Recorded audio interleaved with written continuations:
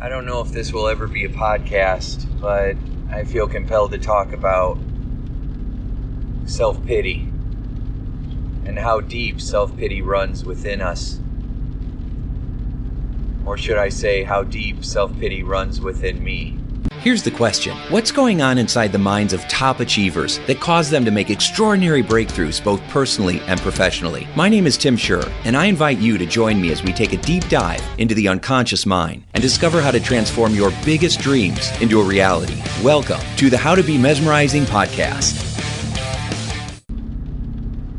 My goal in my journey is to take a 100% responsibility for everything that I experience in my life.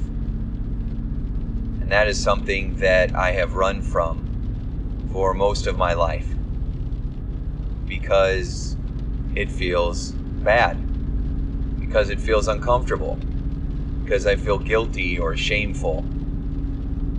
Or often it's because I just don't realize that I'm doing it. Of course, it's harder and harder to say that now because I am paying attention to what I'm saying and why I'm saying it. And because of that, it's becoming more and more clear how much self-pity is embedded in the things that I think and the things that I say. Being able to take a look at that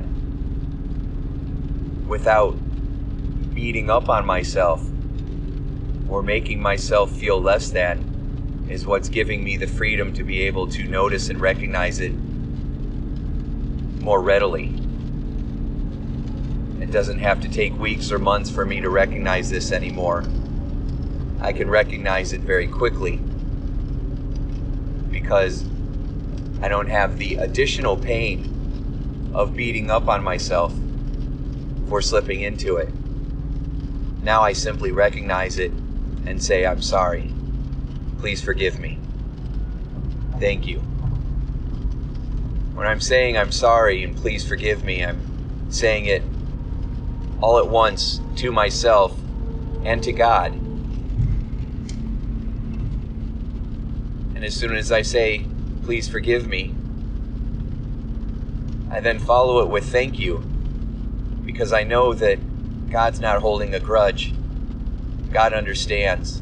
God loves me the way that I love my sons. He knows that I'm going to make mistakes, I'm going to fall. But He also knows that it'll be okay. And He's going to continue to love me and guide me no matter what. The same way that I feel about my sons. And so when my sons make a mistake and they say, I'm sorry, I forgive them immediately. And even if I'm still upset or angry, I still forgive them because I know that the issues that I'm feeling are no longer about them. It's whatever's going on inside of me. That's my issue, and I need to clear that. And the way to clear it is to go within and again say, I'm sorry. Please forgive me. Thank you. I love you. It's important to know that you don't always have to feel those words in order to say them. Those words have power. These words, forgiveness, I love you, thank you, words like acceptance, they are infused with spirit. They're infused with God's love. Just saying these words creates an energetic shift that allows you to eventually, after saying them enough times, allows you to be free to actually feel what it means to forgive. Because forgiveness gets rid of stuck energy. Forgiveness opens and cleanses your filter. Forgiveness frees that stuck energy and allows you to feel a sense of joy and peace. That's why it's so powerful.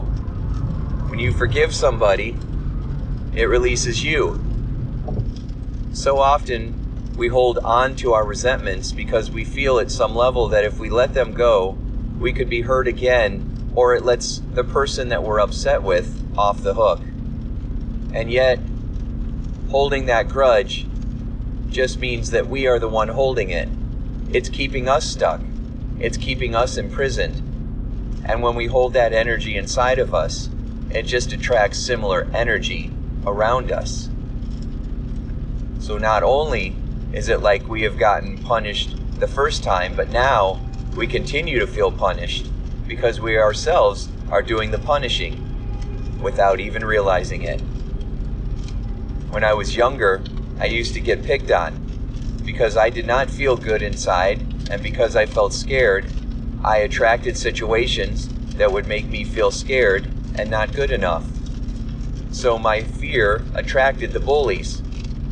As I got older, I decided that I needed to learn how to defend myself. I exercised, I got stronger, I took classes on karate. I hung out with a friend who was a black belt and very good at what he did. And over time, I learned to stand up for myself. Now, I never really became a fighter because that's not who I am. I've been in fights where I have won, but then felt terrible afterwards. So I realized that this is not who I am. And when it comes to violence, there are no winners. There's just losing, even when you win. And so what I realized, and it took me a long time, was that even though the outer bullies weren't really coming around anymore, I became the bully to myself. Even though I was showing up with more confident energy around me, which caused bullies to go another way, my inner fears, my insecurity, my worries were still very much alive, and I became the bully to myself. Because of that, I felt a constant tug of war inside. A part of me felt like at 1 minute I was going to conquer the world and everything was going to be great, and then the next minute I felt paralyzed by fear, as though I couldn't do anything right, there was something wrong with me, and I would never have what I ultimately wanted. Sometimes it would feel so strong. Within the same hour, I was as high as a kite, and then so depressed that I couldn't get out of bed. It was very difficult, very challenging. Over the years, I've learned dozens and dozens of psychological strategies for how to shift my self-talk, for how to find and eliminate beliefs, for how to do clearing, for how to use meditation, for how to use different types of movement, Qigong, Tai Chi, meditation, breath work, hypnosis, neurolinguistic programming, EMDR, EFT, the list goes on and on and on.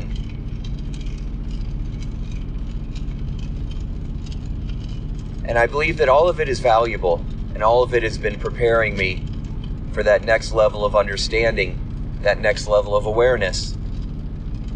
Where I'm at right now, I'll be 49 years old in a couple months. And what I'm connecting with now is that shifting your beliefs is incredibly important.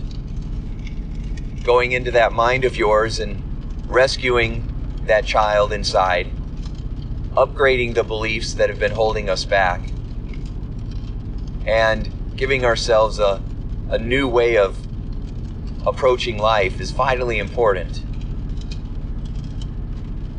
But there's something else, and that something else is learning how to clear your energy. You can upgrade your beliefs and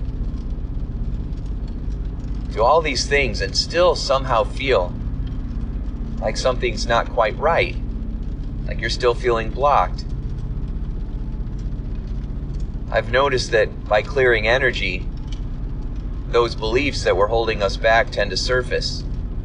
But then once we have the beliefs, what do we do with them? we shift the energy. Because at the end of the day, what is a belief? Now, obviously, a belief is an idea that we buy into with certainty.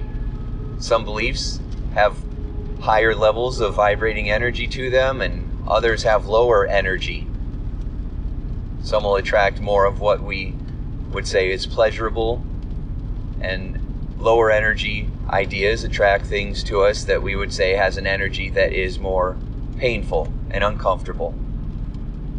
I tend to try to move away from descriptive words like good or bad, positive or negative, because they're so subjective.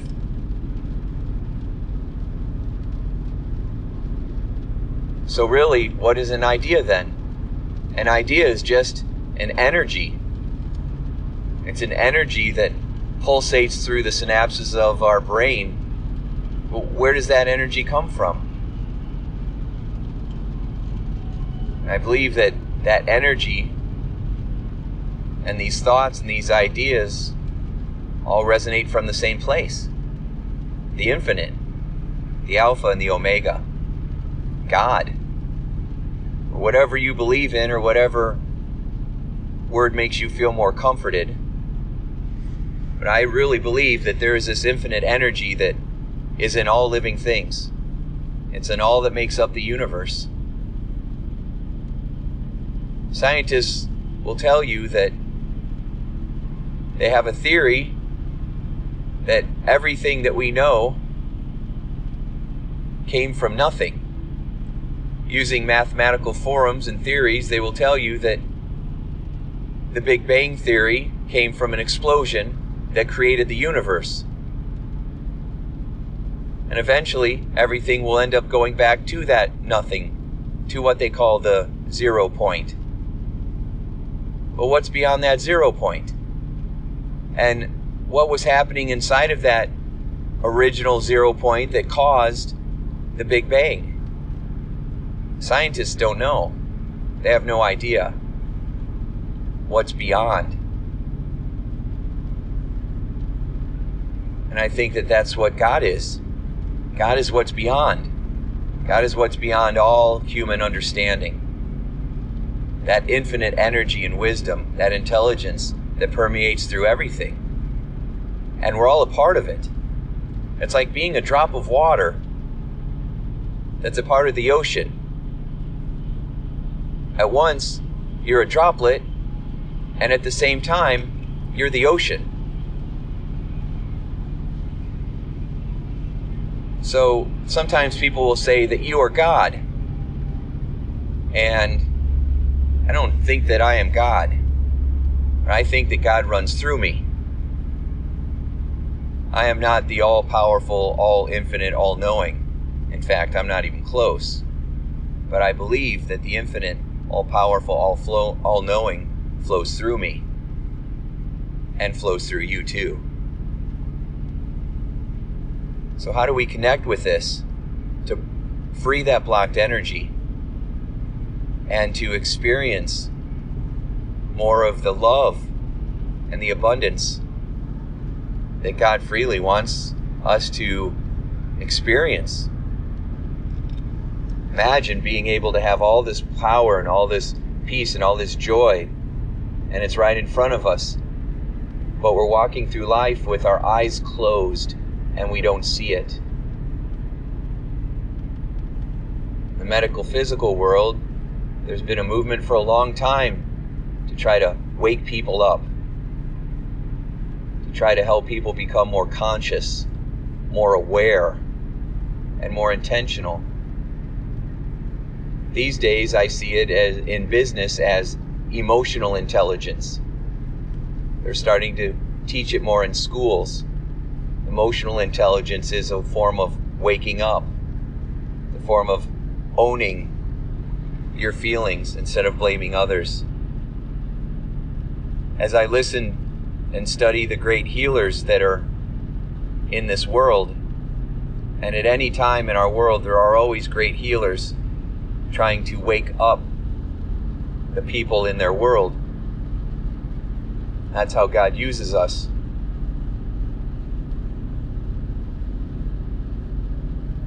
They will tell you that the goal is to take 100% accountability for everything that happens in your life. Everything. Of course, when I first heard that, my analytical mind started with the yeah buts. The yeah buts.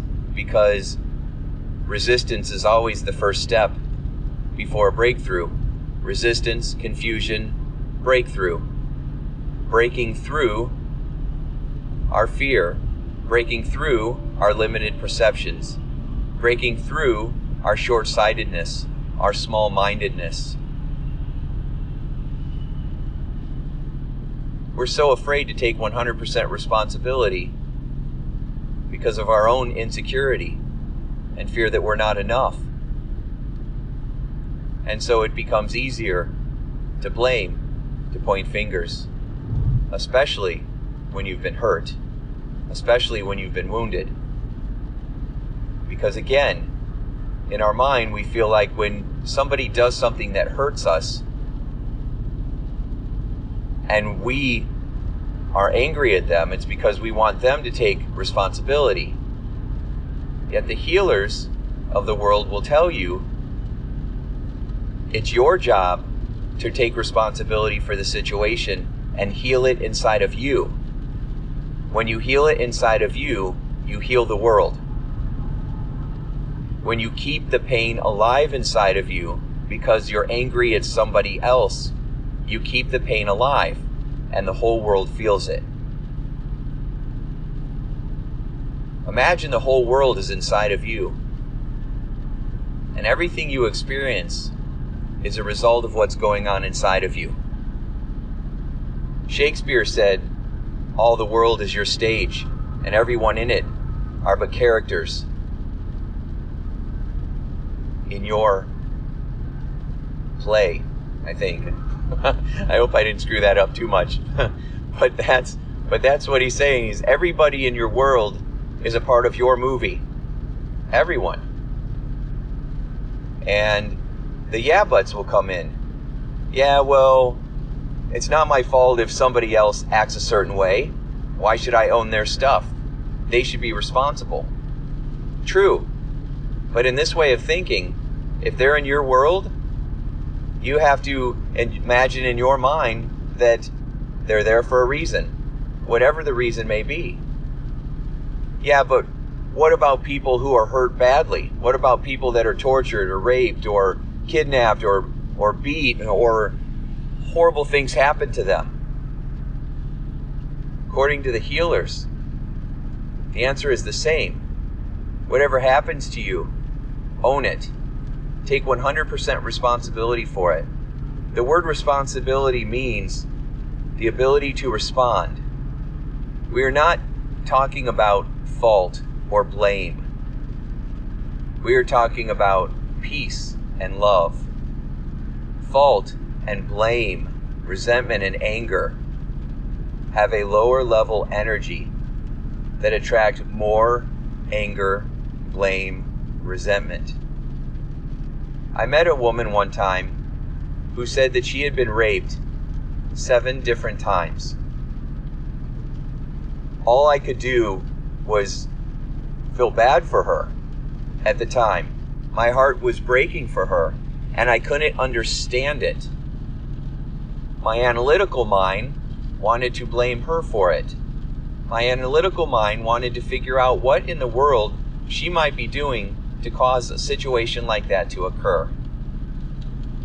Now, what I've learned, thinking back upon that, is in my mind what I would do in that situation now is I would say, what's going on inside of me that would be causing this kind of situation inside of her?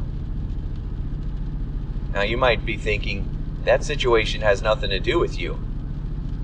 And that had to do with the evil of the people in the world. Well, when that woman came into my life, she entered my play. She entered my theater. She walked onto my stage. If I'm taking responsibility for everything in my life, and my whole life, in my mind, is a movie, my movie, and she's in my movie, I now need to heal whatever's going on inside of me that might be influencing her.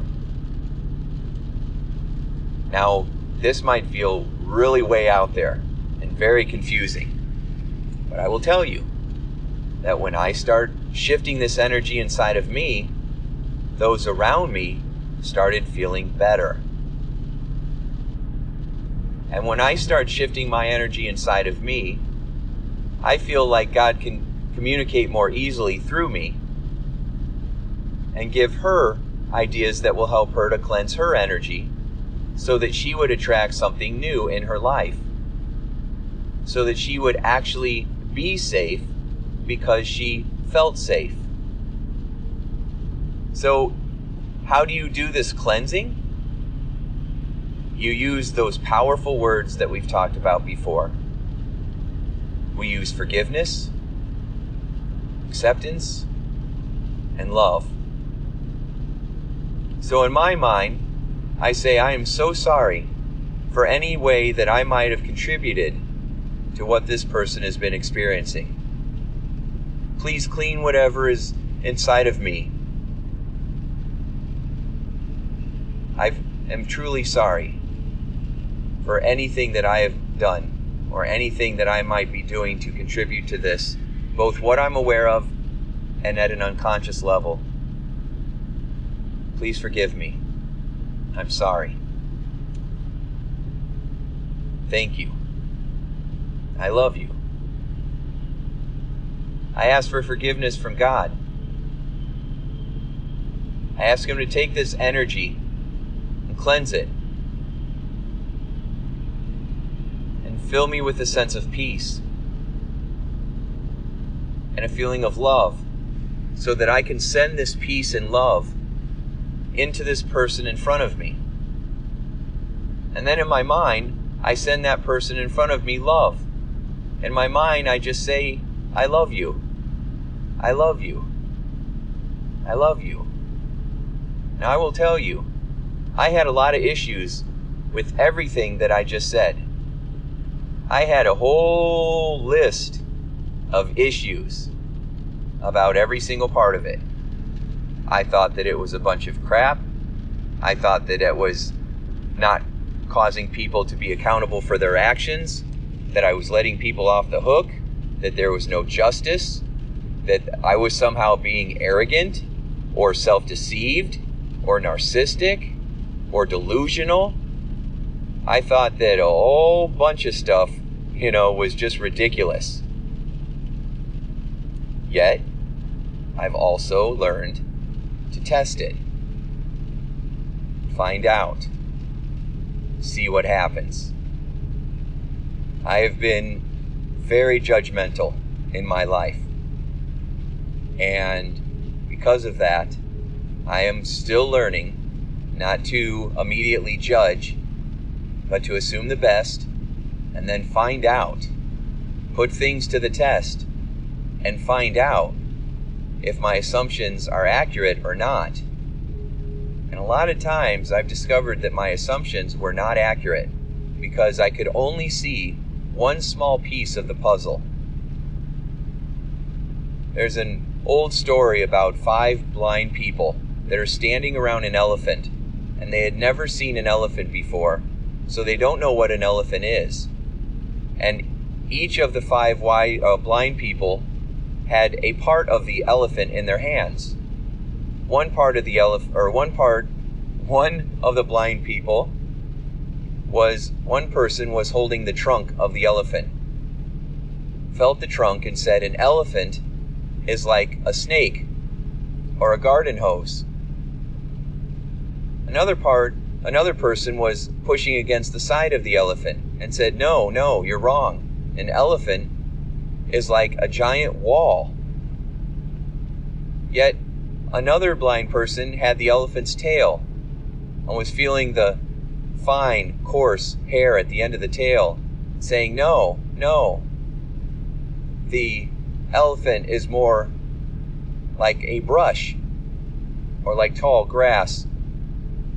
See, they all had a piece of the elephant. They all had a piece of the truth. They all had a piece of what they thought an elephant was. But none of them had all the pieces. none of them knew truly what an elephant was because they were blind to the whole truth. Can you confidently say, with all honesty, that you know the truth about everything? That you know the truth about existence? That you know the truth about where we came from? That you know the truth about what makes us alive? Do you know the truth about what makes us conscious? Do you really know the truth about what happens when we die? Do you know the truth about the universe and what's beyond it? Do you really know the truth about any of this? Doctors don't even know why aspirin works. They just stumbled upon it and found that it gave relief to some people. And so they started using it more. But they really don't understand how aspirin works in the body or in the brain. They just know that it helps. And so they share it. There's so many things that we really don't know. We have an idea. Now, a lot of times people speak as though they do know the absolute truth. They speak as though it is absolute truth, only to discover that down the road it was false. The most smartest people of our time, at any time, used to have all kinds of ideas that we have now found to be false. Physicians used to drill holes in people's skulls to relieve their migraine pressure. They thought migraines were due to pressure. If they drew a hole in the skull, it would relieve the pressure and people would be fine. Now that, of course, we realize today is a pretty insane idea. And that only created more problems. Those people had an idea, they had a piece of the truth, but they didn't have the whole truth. And even as I say these things now to you, I don't know if it's all truth. All I know is it works, and it helps a lot. For someone like me who has been riddled with self-doubt, insecurity, fear, anger, stress, I've spent almost all of my life worrying, feeling like things weren't going to go the way that I wanted, feeling guilty and shameful for mistakes that I wish I could change or do over. And now I'm so aware of the mistakes that I make that it can sometimes feel even more frustrating. Except when I use this energy clearing technique that I'm sharing with you. And then, instead of feeling anger, instead of feeling guilt, instead of feeling frustrated or stuck, I experience a feeling of joy. I experience a feeling of freedom. And it feels like I'm able to use all of the energy that I would have used on making myself feel like crap or blaming others. Instead, I use that energy now to do better, to flow better, to move forward with more passion and purpose, to correct situations that would have been left uncorrected. I use that energy to make situations better, faster. I sometimes would get mad or angry or feel hurt or go into self-pity, and I would get stuck there for days, weeks, months, years. Now I get stuck in self-pity for minutes. Now granted, sometimes it's a couple hours. But a couple hours and then shifting and then making things better is way better than what I used to do. That is serious progress. And what it does is it leads me to doing a couple of things. When I understand that I'm stuck in self-pity, when I start making myself, feel horrible, or I start making somebody else horrible, then I recognize that there's something wrong and I have to shift. I remember a movie called The Christmas Story, and in The Christmas Story, Ralphie is the main character, a little boy, and he gets in trouble. And his goal then is to go into self-pity. He wants people to feel so bad for him that he then gets that love, that peace that he wants, and that bad feeling goes away. Now, the problem with self-pity is that you end up attracting more of the things to feel bad about. You end up acting in a way that leads to more trouble, more conflict, more hurt feelings. And then it just keeps things going.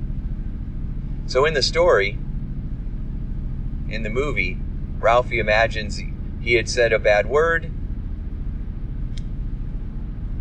and so his mother put soap in his mouth. And that night he went to bed having this fantasy that he got soap poisoning and went blind, and then came back home and he was blind, and his parents were there, and they felt so riddled with guilt. They were begging for his forgiveness, and they were just crying and falling on the floor begging for his forgiveness, and then all of a sudden he's smiling, right? Like, justice, I'm paying you back for hurting me by hurting you, and now you are begging for my attention, and now I am okay. Now, when we hear that as an adult, we can recognize that there's all kinds of problems with that. He's not taking responsibility. He's blaming others for his actions. He is not able to learn or grow. He's wanting other people to grovel instead of be their best. He's making them worse than they really are. There's so many ways that we look at that when we're in pity that keep us stuck. Because in self-pity, you can't grow, you can't learn, you lose opportunities, it worsens the relationship, it causes other people to go into anger and self-pity, which breaks the relationship down even more. Grudges are held, resentments are held. And in that kind of energy, we only attract more bad energy, because like attracts like. So if you're in self-pity, you'll attract more things that will cause you to feel self-pity. When you're in anger, you're going to find more things to piss you off. And when you're in love, you're going to find more things to fall in love with. So when I start to go into self-pity, I try to recognize it. And this takes practice, because often self-pity is an unconscious thing. We don't recognize it as self-pity.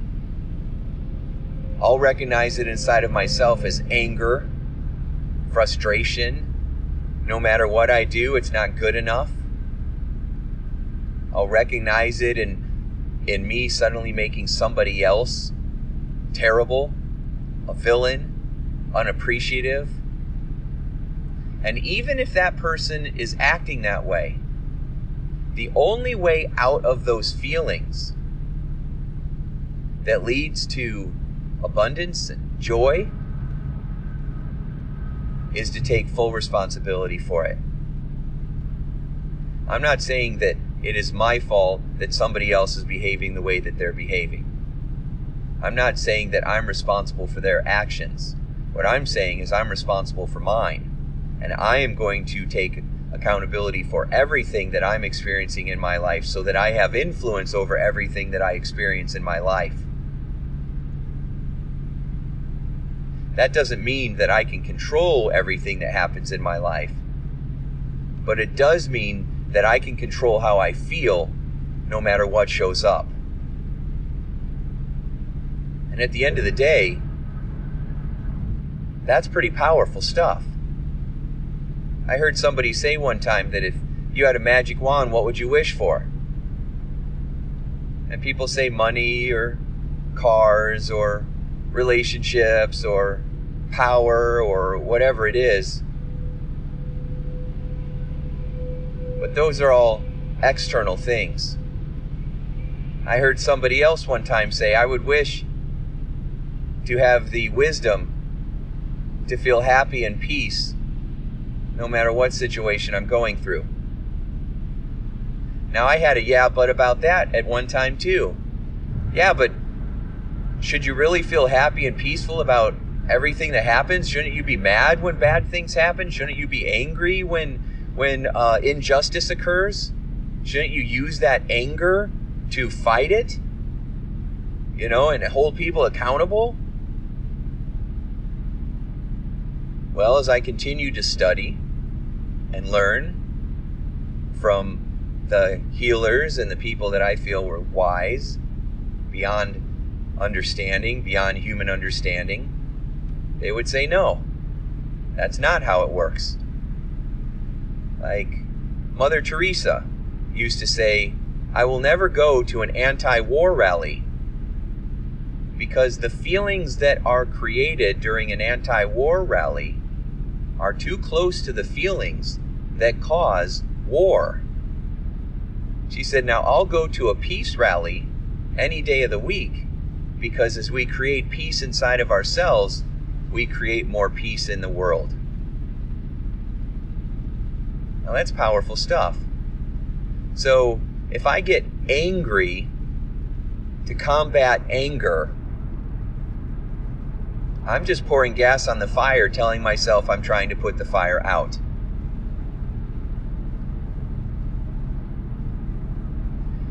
That's why Jesus in the Bible said, pray for your enemies, or turn the other cheek. Because when you pray for your enemies or offer the other cheek, this is not coming from weakness, and this is not coming from fear. This is coming from faith and having a deeper understanding of the whole picture, a deeper understanding of how God thinks. That what you feel inside of you gets reflected on the outside, and what you feel inside of you is what the world feels more of. So if you want something, you have to be it. If you want to see it in the world, be it in the world. Gandhi. So if you want to understand how God thinks, then learn from people like Jesus, Gandhi, Mother Teresa. Now, all of these people had their doubts. Mother Teresa, at times, wondered if God even existed. Gandhi had his moments, I'm sure, where he wished he could just have a salad. And Jesus went into the garden before he was turned in and betrayed by Judas. He was in the garden saying, God, do I really have to do this? I really don't want to do this. We all have our doubts. We all have our fears. That's normal. It's human. But God knows the bigger picture, and He gives pieces of that bigger picture to us so that we can understand it. The rest, we have to turn over to Him. The rest, we have to trust that He understands what's going on, that He can see farther down the road than us, and we're going to have to just have faith that He's going to steer us past the potholes, and if He steers us into a pothole, and we get a flat tire, it's because if we did not get that flat tire at that time, then we would have been farther down the road where we would have got smashed by another vehicle. There's a Amish proverb that says sometimes God has to melt us down like a wax candle before He can mold us back into the image that He has in store for us.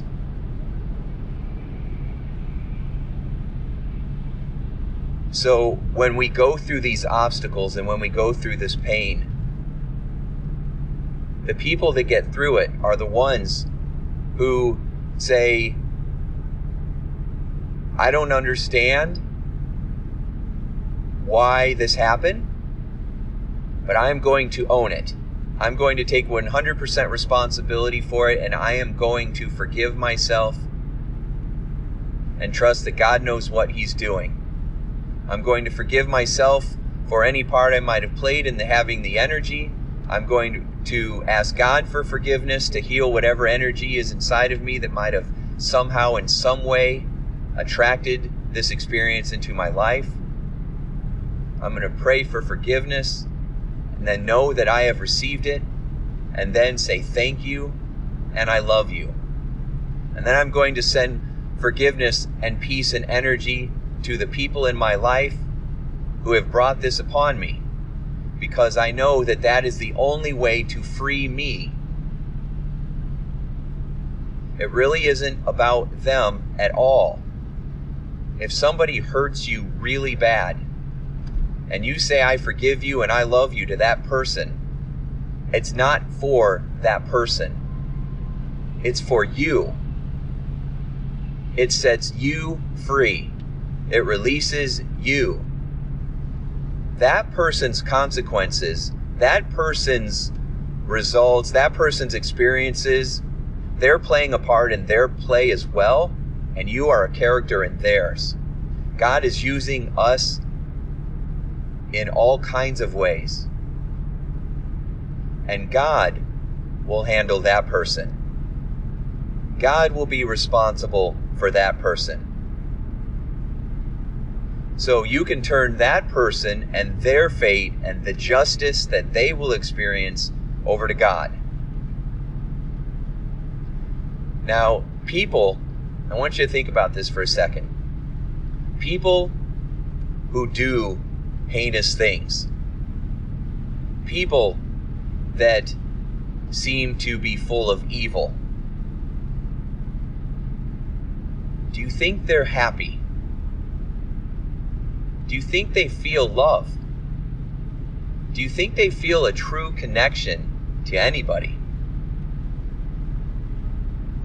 I don't believe so. In fact, there was a time in my career as a student of psychology where I studied abnormal psychology, trying to understand what psychopathy is. A person who's a psychopath and a person who's a sociopath, and what drives them. Now, the difference, if you don't know, a psychopath is someone who their brain is defected.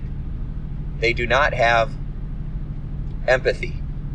They do not feel compassion. They just don't have it. A sociopath is someone where the way they are is more of nurture, not nature. So it's because of their upbringing, the violence that was perpetrated upon them, and they grow up and they continue the pattern now. Or they grew up on drugs or in violence or for whatever reason. So their empathy has just been pushed down or broken apart. In either case, neither one of them are feeling love. The psychopath typically doesn't really feel anything. And through studies and interviews of people who feel or who were psychopaths, they would actually say the only way that they could ever feel any kind of pleasure was from doing those heinous acts. So even when people are acting in a way that I would label as pure evil, in their brain, they are coming from a positive intention. The positive intention of their brain is to feel some kind of release, some kind of pleasure, some kind of peace or joy inside of them when all they feel is emptiness. Now, we would say that we would never do that. And yet, that's a lie, because people say that all the time. I'm going to be totally honest and tell the truth. And then we don't.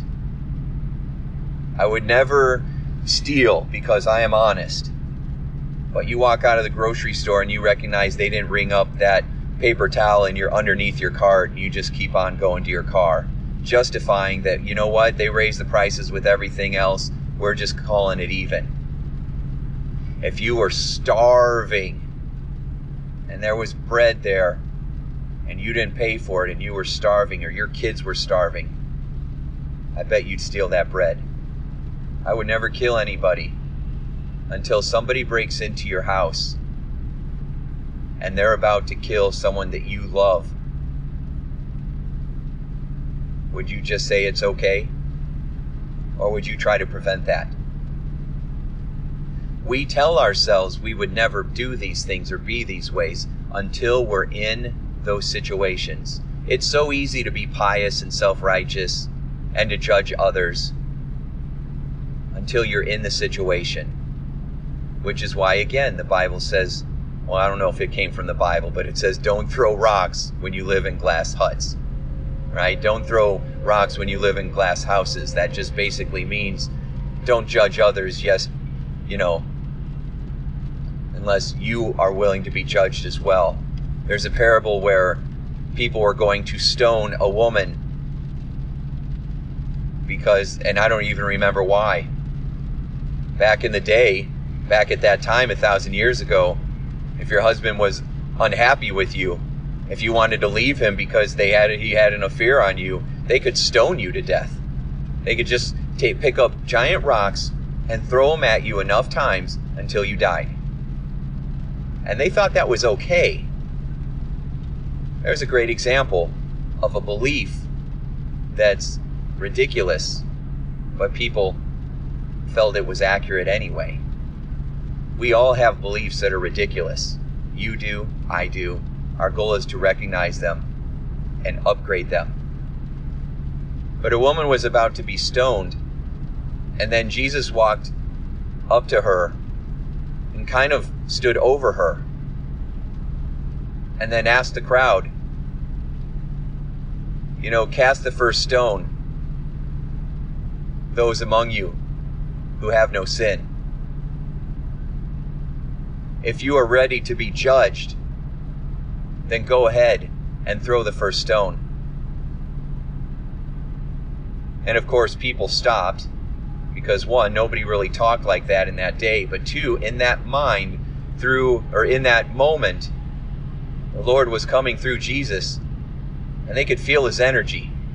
And he's like, if you want to sit here and talk about someone, if you want to be the judge of things, if you're going to be the judge of things, then you better make sure that you are clear of judgment. And you better make sure that you have not sinned, that you have not done anything wrong. And of course, we've all done stuff wrong. We've all made mistakes. We all have regrets. We all wish we could go back and change things. Even if you had a happy childhood, I'm sure there's things that you'll say, yeah, that wasn't so great. And hearing that, it resonated in those men, and they dropped their rocks and they walked away. And what they did next, who knows? Maybe they were touched from this intervention with God, with Jesus. Maybe they grumbled and went into self-pity to protect themselves, because it can feel very painful when you take a look at yourself. A lot of people don't want to do it. I've had people, when I worked in the hospitals, in the psychiatric hospitals, I've had many times people would say, I don't want to open up that emotional closet because I don't think I could get the door closed again. I'm really not sure that I could close that door again. I assured them that it would be okay because I had full confidence that they would be okay, and they were every time. Every single time. They would cry afterwards and say that they hadn't felt that good, sometimes ever. They felt so much better because the only thing keeping them stuck was a belief. When you shift the belief, the emotion gets freed. Where I'm at in my life right now is understanding that some of these healers are like, you don't even have to know the belief. You just have to keep asking for forgiveness, which means you're owning the situation no matter who shows up, no matter what happens. You're asking for forgiveness, and then you're saying thank you, and then you're saying I love you. Forgiveness, acceptance, love. Forgiveness, acceptance, love. If you just keep focusing on forgiveness, acceptance, and love, that in itself will free your energy. So, I'm testing that right now. I don't have conclusions yet. I'm just testing it right now. My experience is that when I do love and forgiveness and acceptance, that any beliefs that were blocking me suddenly reveal themselves.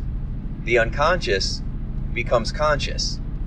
Carl Jung, a famous psychologist, once said that your goal is to make the unconscious conscious. Otherwise, your unconscious will rule the day, and you will call it fate. So, if we're unaware of our beliefs, then our beliefs are driving us at an unconscious level. Our beliefs are causing us to think, feel, behave, make choices, and attract things into our life that are based on those beliefs that we might not even be aware of. And most of our beliefs are created by the time we're 8 years old. Some psychologists would call them schemas or life scripts, ideas for how I think I am, for who I am, for how I think other people are, for how I think the world is. By the time we're 8 years old, we have an idea that the world is loving or the world is not, that the world is unsafe or the world is giving or the world is full of pain. And based on those beliefs, we make decisions at an unconscious level. Brain researchers are finding evidence that supports this, that in your brain is sending off a signal to react, respond, move, adjust before you have conscious awareness that it's done it. And then once your brain sends that signal, like a millisecond later, your consciousness has the idea, like if you need to move because something's coming your direction, your brain will pick that up before you're consciously aware of it. Like, have you ever flinched?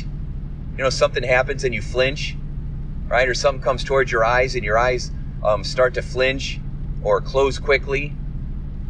It's like it happened so fast you consciously were not able to register it, but your body, your brain registered it before you had conscious awareness. Then it went through a set of elaborate signals to cause everything to fire inside of you to get those muscles in your eyelids to close. All of it happened so quickly you weren't consciously aware of it until basically it was happening in the moment.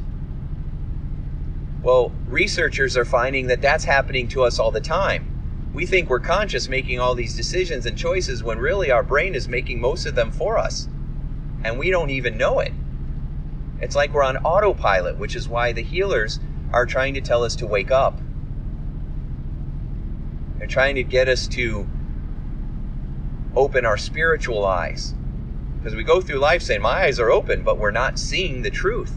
We're only seeing our version of the truth based on unconscious programming.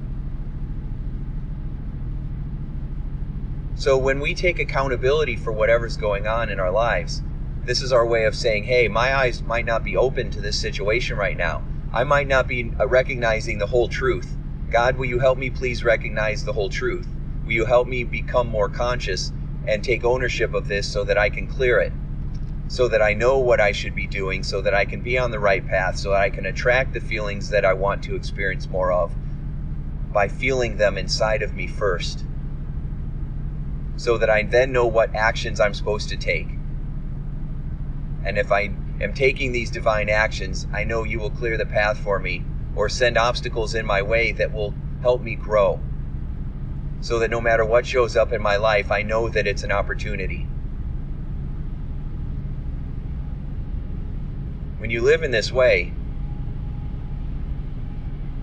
all I've ever heard people say is you become more joyful. You become happier. It doesn't mean you don't have problems. It doesn't mean you don't have bad days. It doesn't mean that you don't feel stressed, unhappy, or sad sometimes. Although I have heard and read stories of people who said that they were enlightened, which means that they felt peace at all times because that's what they were resonating with at all times. They were constantly in a state of shifting. They were constantly in a state of sending love out no matter what they experienced. Therefore, there was no need for anger. There was no need for fear. There was no need for resentment. No matter what would happen to them, they knew that they were on their divine path. So there was no need to be angry. There was no need to hold thoughts of revenge. There was no need to be afraid of dying, because it was all part of God's plan. And so they would fully and completely surrender. And through fully, completely surrendering, they found enlightenment. They found peace, total peace.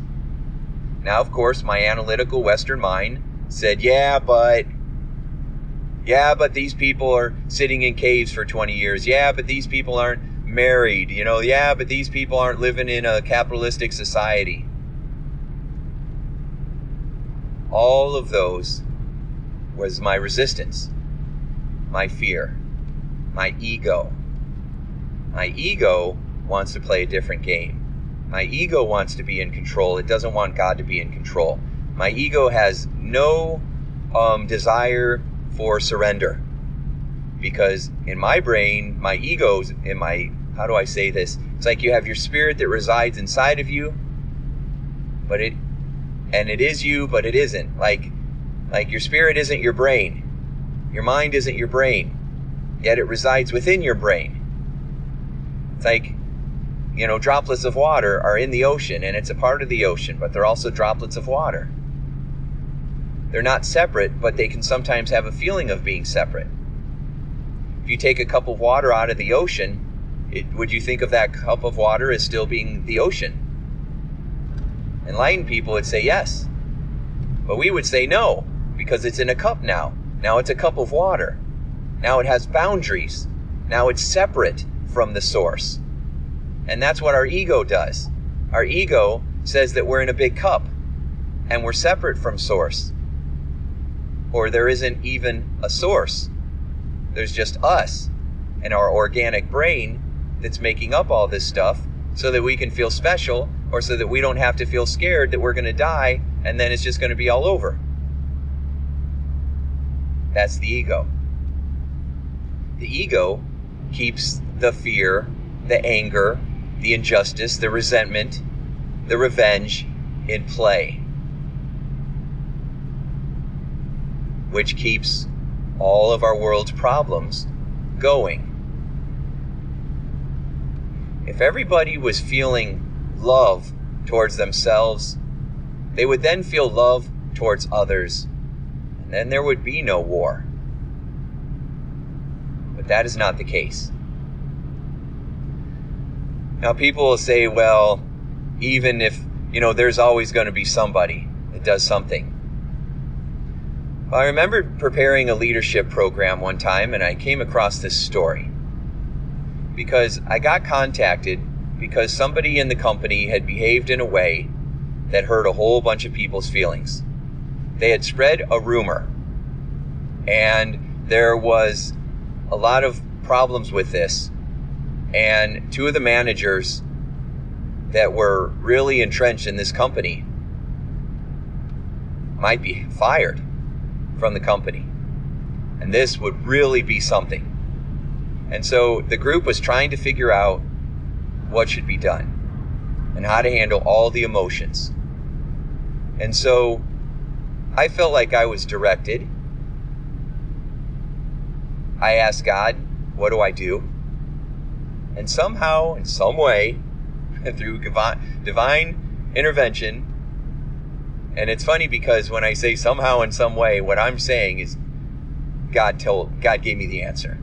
Okay? But when I say somehow in some way, there's a part of me that's hedging my bets, right? There's a part of me that doesn't want you, if you don't believe in that, to think less of me.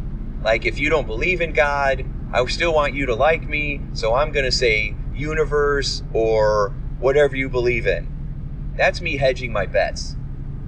And so even now in real time, I'm recognizing that I don't want to do that. So whatever you believe, great. For me, God showed me a story. And this is the story he showed me. He showed me. There was a community of people who had a tradition of using love to heal all. And if you made a mistake, if you stole something, if you hurt somebody, if you did something quote unquote wrong, then what they would do is they would take you and they would put you in the middle of a circle. Now, this circle would be created by the entire community. Everybody would stand around in a circle and then put you in the center of it. And then what do you think they did? Based on your experiences of your culture, what do you think they would do? Well, this culture, every person in the circle would have a turn to talk. And what they would do is they would tell this person who committed the wrong act everything that they appreciated about this person.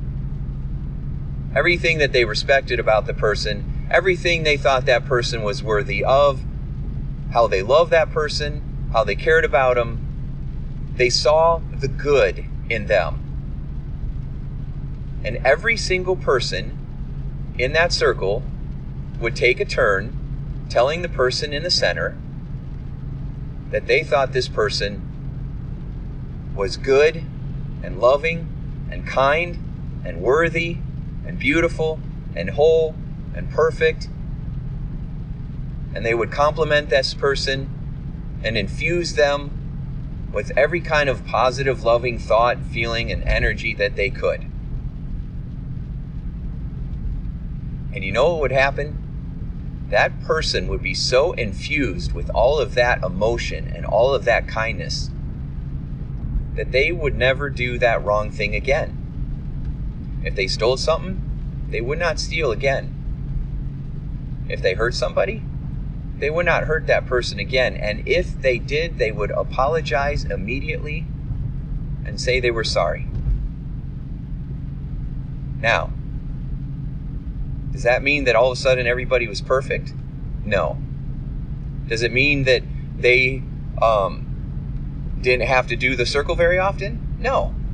They would use the circle as a tool for healing. What it did mean was that community had very few problems because they focused on being loving, filling themselves with love, and then filling others with love. And if someone acted out, it was a sign that they were not feeling enough love. So their goal was to fill them with love. And this community was powerful. There was little sickness, very little disease. There was abundance. There was no war. And there was a lot of joy. Now, it's hard to believe, and there's all kinds of questions, and there's all kinds of skepticism, which is just our ego's fun little way of saying fear. But our ego wants to feel strong and powerful, so it won't call it fear. It'll call it skepticism, which is, I'm not buying it.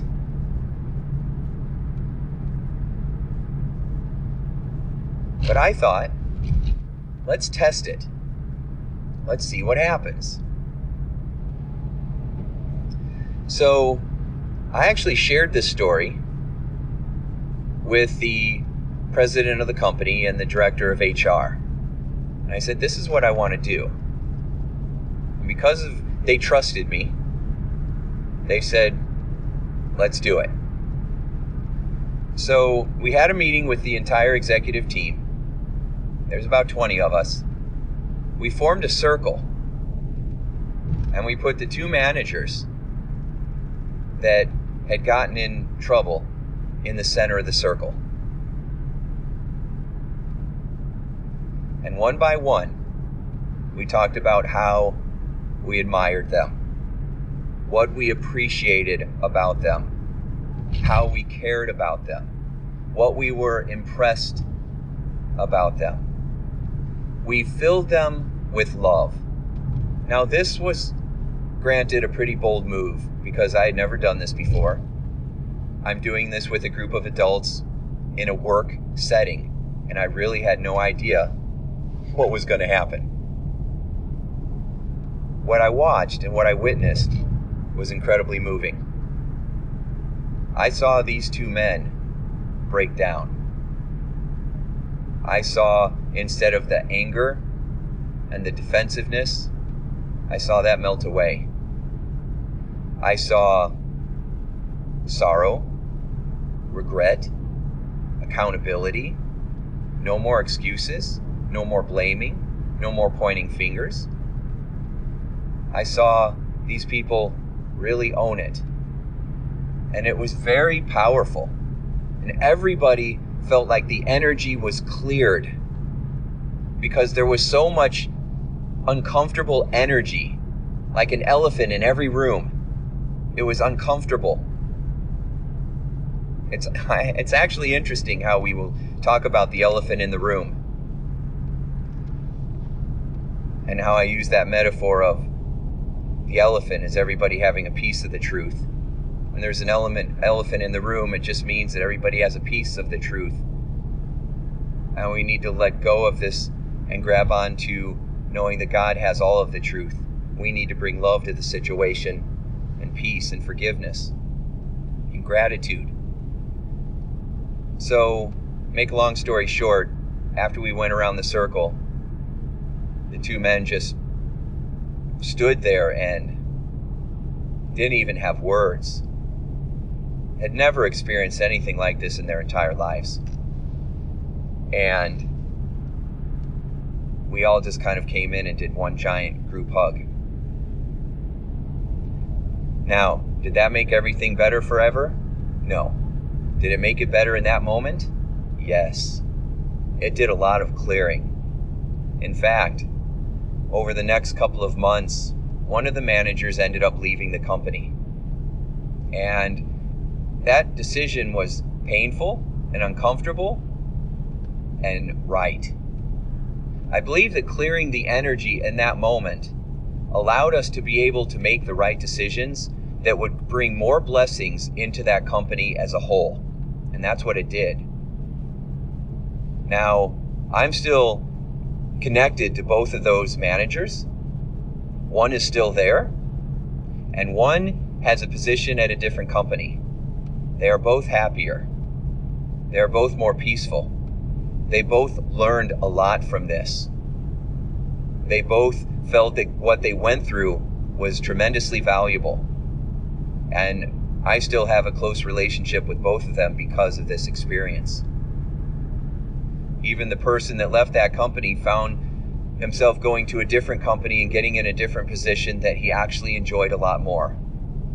And it was very healing for him. So all of those things in his personal journey led to him actually being fired, which felt hurtful, he felt angry, he felt resentful, and then afterwards, from clearing that energy, he realized was exactly what needed to happen so that he could continue on in a better way.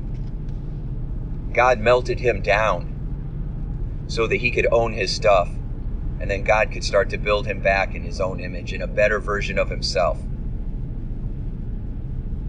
We all have a 2.0, a 3.0, a 10.0 inside of us. There's always a better version of us inside.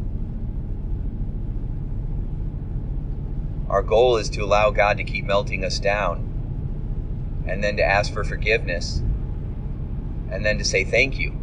Feel that gratitude, and then say I love you, and let it flow through you. Because as you do this, you will feel a tremendous sense of peace, a feeling of ease, a sense of joy, a feeling of gratitude, a feeling of freedom that will flow through you and create magic inside of you. The very thing that we struggle so hard to get, when we finally surrender and let go of it, it shows up. It's like the harder we struggle to get it, the more it can't come to us because it's being blocked by our belief that it has to be a struggle. So our belief that it has to be a struggle is what keeps us from having it. Because if we just had it, then there would be no struggle. And our ego says that it has to be a struggle. And so our ego wants to be right more than anything else so it can feel in control. So it keeps the struggle in play. It literally keeps us from having what we want so it can be right. That's why Dr. Phil said something that was so profound one time. He said, do you want to be right or do you want to be happy? And he pointed out that people would choose right over happy. And the insanity of that choice. Because why do you want to be right? Because you think you'll then be happy. But that's false. You might be happy in the moment, but then you're not going to experience more genuine happiness. It will be fleeting, because if you're going through making others feel wrong because you always have to be right, there will be no love. There will be no connection. There will be no support from others. There will only be adversity, conflict. No matter how many times you try to prove yourself right, there will only be more conflict around you.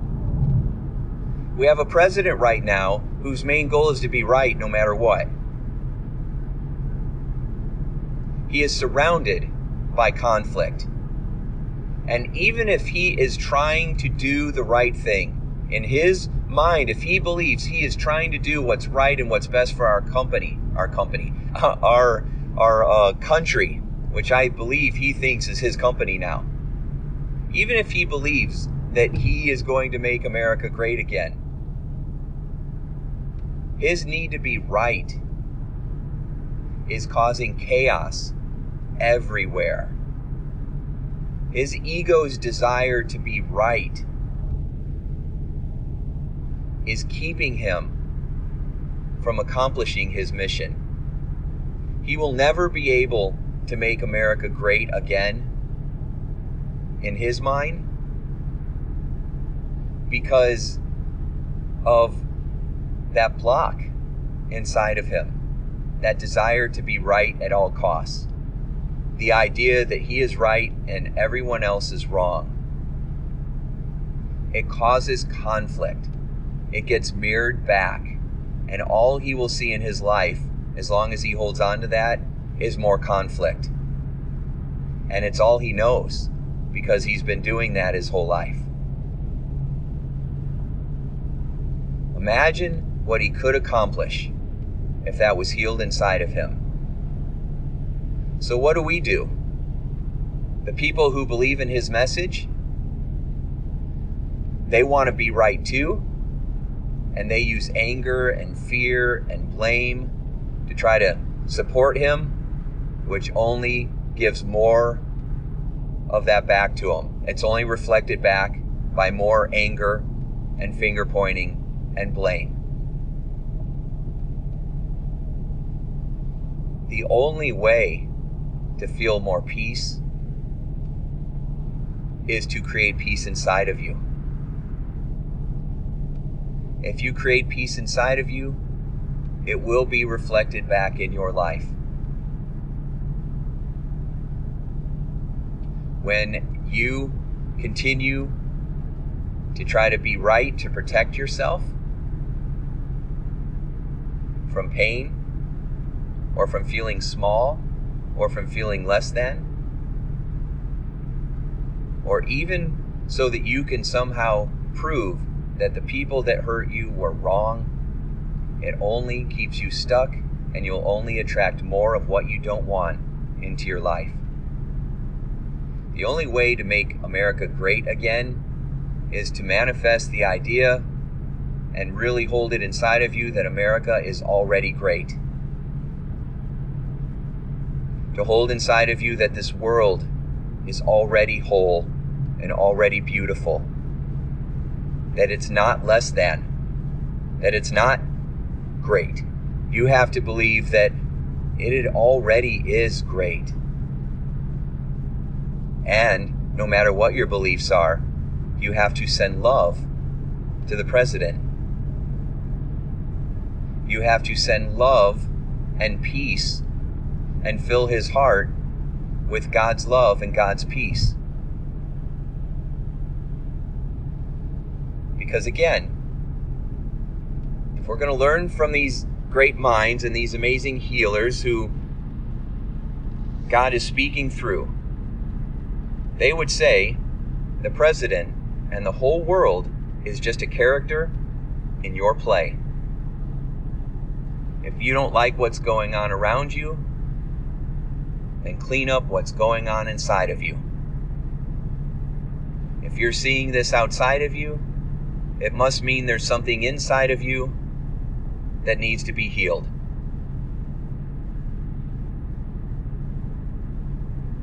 And then you have a choice. You can say, okay, I'm going to heal it, and I'm going to sense love, and I'm going to be the love, and then I'm going to share the love, which will create a feeling of love and peace inside of you. Or you can say it's a bunch of crap and not do anything. But then how will you ever really know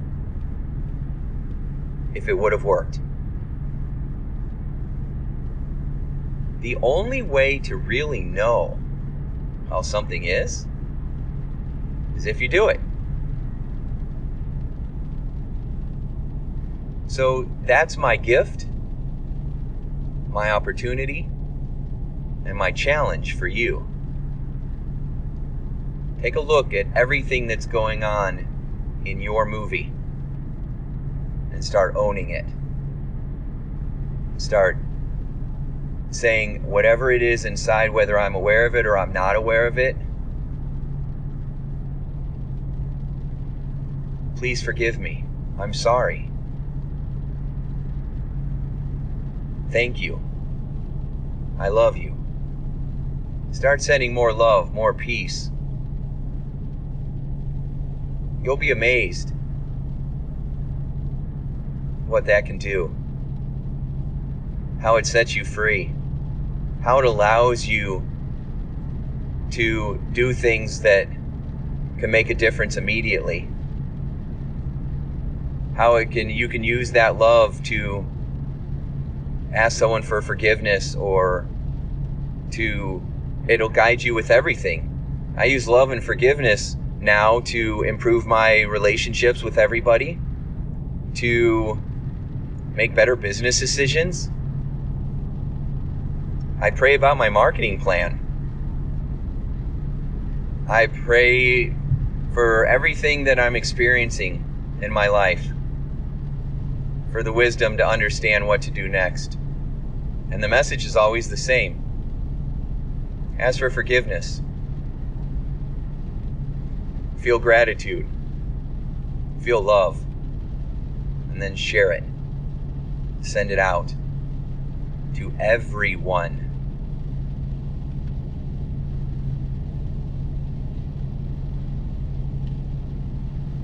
I've read a lot of books over the years by Deepak Chopra. And I've read a lot of books by Wayne Dyer too. And these are two people that God spoke through. They both have their issues. They both have their egos. And yet, divine wisdom comes through them. And Wayne Dyer said that when he became friends with Deepak Chopra, and they became closer, every time Wayne had a challenge, he would ask Deepak for help, and his answer was always the same. Meditate. Meditate. Get quiet. Ask God for help. And then listen for God's answers.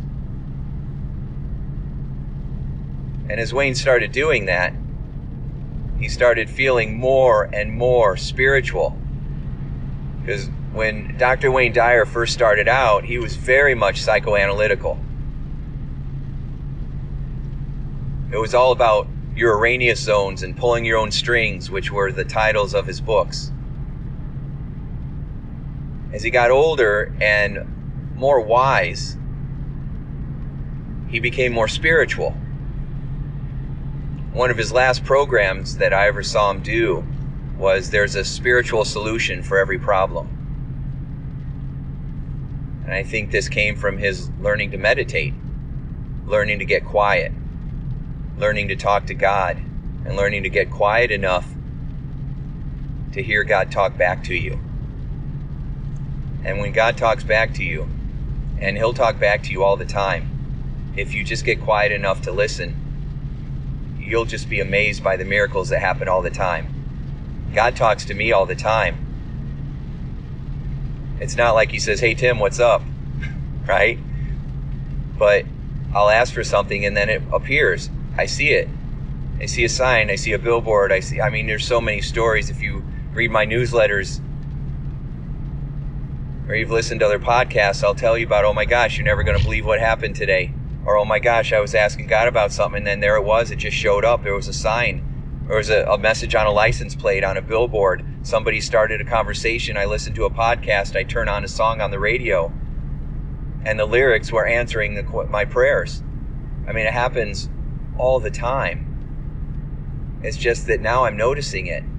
My eyes are open. Are they open all the way? Probably not. But I'm going to keep working on it. And I'm going to keep praying for help. And so here's my challenge for you.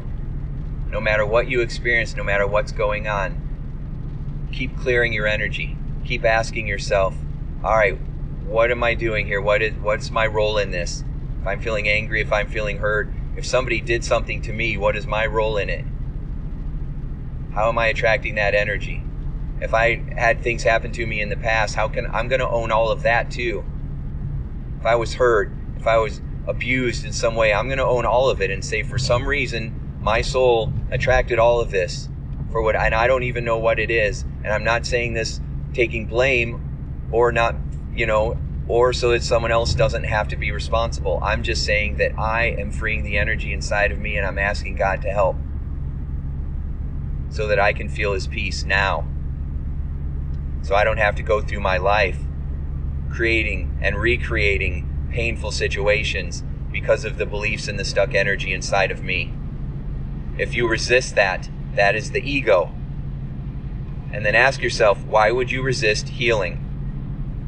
And there are plenty of people that resist healing because they have beliefs. One of the biggest beliefs is, I'm not worthy of feeling good. That is a BS belief. I'm not worthy of having peace. That is a lie. That is a lie. You are worthy of it. Even if you've done horrible things, you can still feel worthy in the eyes of God, and God will forgive you and cleanse you. You can spend the rest of your life making amends, sending love out into the world. And maybe that is why God allowed that experience to happen, because he was going to use you as a tool down the road.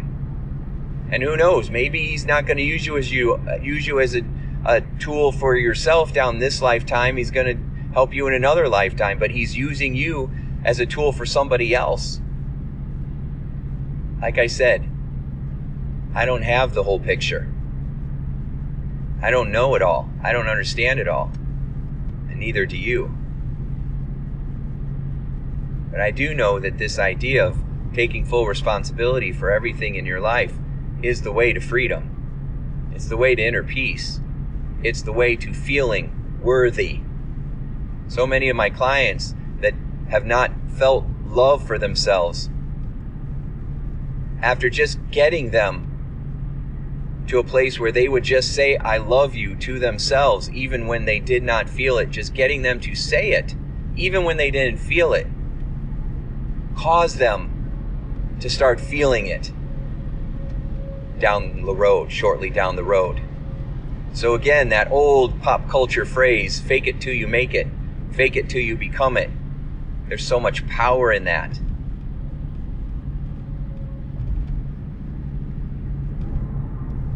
People will say they were in life-death situations and they were atheists or they were agnostic, which means that they don't not believe that there's an infinite power, they just don't know what it is. An atheist would say there's no God. Agnostics would say, I'm not sure what there is. But even in times of sheer fear where they're faced with their mortality, they would often say, I just started praying to God. And I don't know if there's a God or not, but I felt comfort. It gave me peace. And if you believe that there isn't a God, but you pray to him and you find peace, where is that peace coming from? Because it's not coming from a belief. It's coming from something bigger than your beliefs.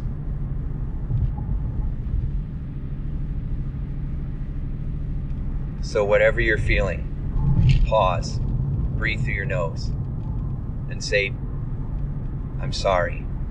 Please forgive me. You can say it to yourself, you can say it to God, you can say it to the person that you're angry with, or the person you just hurt.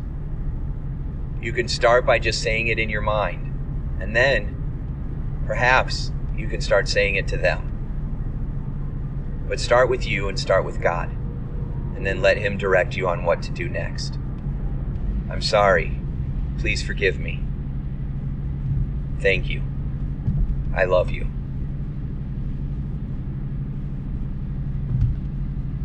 Hey, would you like more free tips on how to be a mesmerizing leader? Then check out mesmerizingleadership.com and also hang out with me on Facebook, facebook.com/Tim Shurr. Thanks so much and make your day a sure success.